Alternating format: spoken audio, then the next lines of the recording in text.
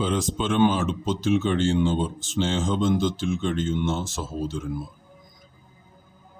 ഇപ്പോൾ പെട്ടെന്ന് തന്നെ സഹോദരന്മാർ പരസ്പരം ഇന്നലെ വരെ സ്നേഹത്തിലായിരുന്നു, പെട്ടെന്ന് അവർ തമ്മിൽ അടിച്ചു പിരിയുന്നു. അല്ലെങ്കിൽ കണ്ടാൽ മിണ്ടാട്ടമില്ല, പരസ്പരം കാണുമ്പോൾ ദേഷ്യം. അങ്ങനെ സഹോദരന്മാർക്കിടയിൽ ഭിന്നത. ഒരുമിച്ച് കച്ചവടം ചെയ്തിരുന്ന സുഹൃത്തുക്കൾ പെട്ടെന്നൊരു സുപ്രഭാതത്തിൽ പരസ്പരം സംശയാലുക്കളായിത്തീരുന്നു. അവർ വേർപിരിയുന്നു. അങ്ങോട്ടും ഇങ്ങോട്ടും ഉദ്ദേശവും അടിയും ബഹളവും ഒക്കെയായി പെട്ടെന്ന് വേർപിരിയുന്നു. ഇങ്ങനെയൊക്കെയുള്ള പരസ്പരം വേർപിരിപ്പിക്കുന്ന വിധത്തിലുള്ള സിഹർ, ഫുർഖത്ത് എന്നാണ് ഇതിനെ അറബിയിൽ പറയുക, ഫുർഖത്ത്. ആ ഫുർഖത്ത് ഏറ്റവും പ്രധാനമായും ബാധിപ്പിക്കുന്നത് ഭാര്യ ഭർത്താക്കന്മാർക്കിടയിൽ വേർപിരിക്കുന്നതിനെയാണ്. ഫുർഖത്ത് എന്ന് പറയുന്ന സിഹറിൻ്റെ ഏറ്റവും പ്രധാനപ്പെട്ട ലക്ഷണം ചെറിയ ചെറിയ കാര്യങ്ങൾ ഊതി വീർപ്പിക്കപ്പെടുക. ഇന്നലെ വരെ വളരെ ചിരിയോടുകൂടെ അല്ലെങ്കിൽ തമാശ രൂപേണ കണ്ടിരുന്ന കാര്യങ്ങൾ, ആ കാര്യങ്ങൾ വരെ തന്നെ ചൊടിപ്പിക്കുകയും ദേഷ്യപ്പെടുത്തുകയും ചെയ്യുന്ന വിധത്തിലേക്ക് മാറും.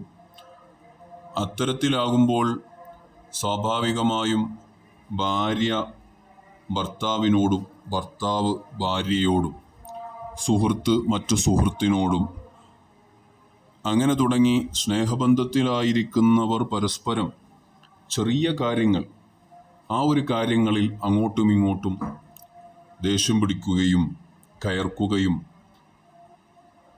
അത് കാരണമായി പതിയെ പതിയെ അവർ അകലുകയും ഭിന്നിക്കുകയും ചെയ്യുന്ന രീതി. അതിലിപ്പോൾ ഏറ്റവും പ്രധാനമെന്ന് പറഞ്ഞത് ഭാര്യ ഭർത്താക്കന്മാർക്കിടയിലുള്ള വേർപിരിയലാണ്. അതിലെ ഒന്നാമത്തെ കാരണം ഭക്ഷണത്തിൽ ചെറിയ ടേസ്റ്റ് കുറവോ അല്ലെങ്കിൽ എന്തെങ്കിലും ചെറിയ ന്യൂനതകൾ വന്നാൽ തന്നെ മുമ്പൊക്കെ ചെറിയ രീതിയിൽ പറഞ്ഞിരുന്നവർ പെട്ടെന്ന് തന്നെ മുഖം വിവർണമാവുകയും അതെന്തോ അസ്വസ്ഥതപ്പെടുത്തുന്ന വിധത്തിലേക്ക് മാറുകയും കഴിച്ചു കഴിഞ്ഞാലും അത് വിട്ടുമാറാത്ത വിധത്തിൽ അത് തന്നെ അലട്ടിക്കൊണ്ടിരിക്കുകയും, ഏതു വിധത്തിൽ അലട്ടുമെന്ന് പറഞ്ഞാൽ ഇത് മനഃപൂർവമാണോ തനിക്ക് രുചികരമല്ലാത്തതുണ്ടാക്കി തന്നത് എന്ന വിധത്തിലേക്ക് ചിന്തിക്കുന്ന വിധത്തിലേക്കും ഇബ്ലീസ് അതിനെ കൊണ്ടെത്തിക്കും. അതുകൊണ്ടാണ് മജ്റദ് ദമി എന്നാണ്. പിശാച് രക്തം സഞ്ചരിക്കുന്ന ഭാഗങ്ങളിലൂടെയൊക്കെ സഞ്ചരിക്കുമെന്നാണ്. അവൻ്റെ ബുദ്ധിയെയും മസ്തിഷ്കത്തെയും അവൻ കൈക്കലാക്കും. അങ്ങനെ ഭാര്യയ്ക്കെതിരെ അല്ലെങ്കിൽ ഭർത്താവിനെതിരെ മോശമായ ചെറിയ കാര്യത്തിനെ വീർപ്പിച്ച് വലുതാക്കി പ്രശ്നത്തിലേക്ക് കൊണ്ടെത്തിക്കുന്നത് കാണാം. അതുപോലെ തന്നെയാണ് ഭാര്യ. ഭർത്താവ് വീട്ടിലേക്ക് പെട്ടെന്ന് കയറി വരുമ്പോൾ സാധാരണഗതിയിൽ വരുന്ന ഭർത്താവ് എല്ലാ ദിവസവും പുഞ്ചിരിച്ചുകൊണ്ടോ സാധനങ്ങൾ എന്തെങ്കിലും വാങ്ങിക്കൊണ്ടോ വരുന്ന ഭർത്താവ് എന്തെങ്കിലും കാരണവശാൽ, എന്തെങ്കിലും ടെൻഷൻ കാരണമായോ ഒരുപക്ഷെ പുഞ്ചിരിയിൽ കുറവ് വരുന്ന വിധത്തിൽ കയറി വരികയോ എന്തെങ്കിലും സാധനങ്ങൾ വാങ്ങിക്കൊടുക്കാൻ താമസിക്കുകയോ വാങ്ങാതിരിക്കുകയോ ചെയ്യുമ്പോൾ അത് മനഃപൂർവം ആയിരിക്കും എന്ന ഒരു തോന്നൽ മനസ്സിലേക്ക് ഇട്ടുതരികയും അതിനെ പിന്നീട് വളർത്തി അതിൽ നിന്നും ഉടലെടുക്കുന്ന ചിന്തകൾ പിന്നീട് വേർപിരിയലിലേക്കും കാരണമാകുന്ന വിധത്തിൽ ധാരാളം അനുഭവങ്ങളൊക്കെയും അങ്ങനെയുണ്ട്. ധാരാളം അനുഭവസ്ഥർ പറഞ്ഞത് നമുക്കറിയാം. അപ്പോൾ അത് ഫുർഖത്ത് എന്നാണ് അറബിയിൽ അതിനെ പറയുക. സിഹറിൻ്റെ ഏറ്റവും വളരെ മാരകമായ ഒരു ഭാഗമാണ്. നമുക്കറിയാം, ഇബ്ലീസ് അവൻ്റെ കിങ്കരന്മാരെ മുഴുവനും പറഞ്ഞുവിടും. ഇമാം മുസ്ലിം റളിയല്ലാഹു അൻഹു റിപ്പോർട്ട് ചെയ്യുന്ന ഹദീസാണ്.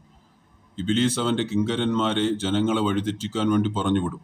അങ്ങനെ പറഞ്ഞുവിട്ട് അവസാനം എല്ലാ പിശാചുക്കളും പോയി ജനങ്ങളെ ഒക്കെ വഴിതെറ്റിച്ചതിൻ്റെ കണക്കെടുപ്പുമായി പിശാചിനോട് തിരിച്ചു വന്ന് പറയുമ്പോൾ പല പിശാചുക്കളും പറയും, ഞാൻ ഇന്നാലിന്ന ആളെ കൊണ്ട് തെറി പറയിപ്പിച്ചു, അല്ലെങ്കിൽ മോശമായ വർത്തമാനം പറയിപ്പിച്ചു, അയാളെ കൊണ്ട് ഇന്ന തെറ്റ് ചെയ്യിപ്പിച്ചു, അത് ചെയ്യിപ്പിച്ചു എന്നൊക്കെ പറയുമ്പോൾ പിശാച് അയാളോട് പറയും, നീ ചെയ്തത് അത്ര വലിയ നല്ല കാര്യമൊന്നുമല്ല എന്ന് പറഞ്ഞാൽ അഭിനന്ദിക്കേണ്ടുന്ന വിധത്തിലുള്ള തെറ്റുകളൊന്നുമല്ല, അഭിനന്ദിക്കേണ്ടുന്ന വിധത്തിലുള്ള കാര്യങ്ങളൊന്നുമല്ല എന്ന വിധത്തിൽ പറയും. അപ്പോൾ ഒരാൾ പറയും, ഞാൻ ഭാര്യയെയും ഭർത്താവിനെയും പരസ്പരം വേർപിരിപ്പിച്ചു എന്ന് പറയും ഒരു പിശാച്. ആ പിശാചിനെ പിശാചുക്കളുടെ നേതാവാണല്ലോ ഇബിലീസ് ലഅനത്തുല്ലാഹി അലൈഹി അയാളെ അടുത്തേക്ക് വിളിച്ച് കെട്ടിപ്പിടിച്ച് അയാളെ അഭിനന്ദിക്കും എന്ന് ഇമാം മുസ്ലിം റിപ്പോർട്ട് ചെയ്യുന്ന ഹദീസിൽ കാണാം. അപ്പോൾ പിശാചിന് വരെ ഏറ്റവും ഇഷ്ടപ്പെട്ട ഒരു അമലാണ് ഈ പിശാച് ഭാര്യ ഭർത്താക്കന്മാരെ വഴിതെറ്റിക്കുക എന്നത്. ഇതിലേറ്റവും പ്രധാനമായി ശ്രദ്ധിക്കേണ്ടുന്നത് ഇത്തരത്തിലുള്ള സ്വാഭാവികമായ വ്യത്യാസങ്ങൾ, ഇത്തരത്തിലുള്ള സാധ്യതകളും ഇത്തരത്തിലുള്ള അടയാളങ്ങളുമൊക്കെ കണ്ടു കഴിയുമ്പോൾ, നിസ്കാരവും ഓതലുമൊക്കെ ഉള്ളവരാകുമ്പോൾ സ്വയമേവ തന്നെ അത് മനസ്സിലാക്കിയെടുക്കാൻ ശ്രദ്ധിക്കുക. അത് സ്ത്രീയായാലും പുരുഷനായാലും. അങ്ങനെ ഒരു ദിവസം ഉണ്ടാകുന്ന പ്രശ്നം സ്വാഭാവികമായും 2 ദിവസം കൂടുമ്പോൾ അത് മാറിപ്പോകുന്നതാണ്. പക്ഷെ അത് നീണ്ടുപോകുമ്പോൾ അത് മനസ്സിലാക്കുവാനും എന്തോ ഒന്ന് പറ്റിയിട്ടുണ്ട് എന്ന് ബോധ്യപ്പെടാനും സ്വയം ശ്രമിച്ചാൽ, സ്വയം മനസ്സിലാക്കിയാൽ, ആരംഭത്തിൽ തന്നെ സ്വന്തമായുള്ള ഓതലുകളും സ്വന്തമായുള്ള സിഹ്റിൻ്റെ മന്ത്രങ്ങളുമൊക്കെ സ്വയം ചെയ്തു കഴിഞ്ഞാൽ അത് മാറിപ്പോകുന്നതാണ്.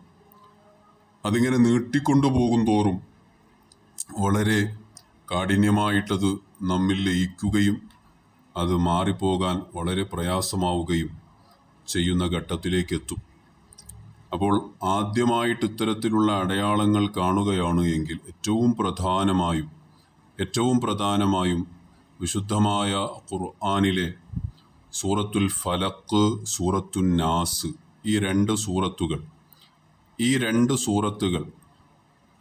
സൂറത്തുകളും ഏകദേശം സൂറത്തുൽ ഫാത്തിഹ പാരായണം ചെയ്തതിന് ശേഷം, സൂറത്തുൽ ഫാത്തിഹ 17 പ്രാവശ്യം പാരായണം ചെയ്തതിന് ശേഷം ഈ 2 സൂറത്തുകളും 11 പ്രാവശ്യം വീതം ഓതി നെഞ്ചിലൂതുകയും അത് വെള്ളത്തിൽ ഊതി ഇത്തരം പ്രശ്നങ്ങളുള്ളയാളെ കുടിപ്പിക്കുകയും ചെയ്യുക.